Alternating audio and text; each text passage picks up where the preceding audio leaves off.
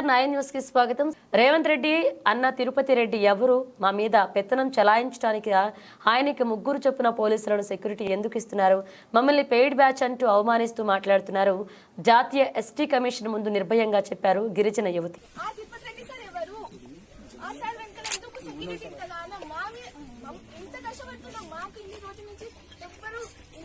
నేను మాట్లాడతాను సార్, నేను మాట్లాడతాను కనుక్కుంటా ఖచ్చితంగా నేను మాట్లాడతాను అమ్మా. దానికి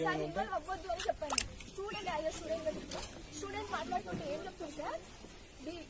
పెయిడ్ బ్యాచ్ అంటారు. మాకు పైసలు ఇస్తున్నా సార్ వాళ్ళు? మాకు తెలుసు ఇస్తున్నా. చిన్నప్పటి నుంచి మా పేరెంట్స్ ఎంత బాధపడుతున్నా మాకు తెలీదా?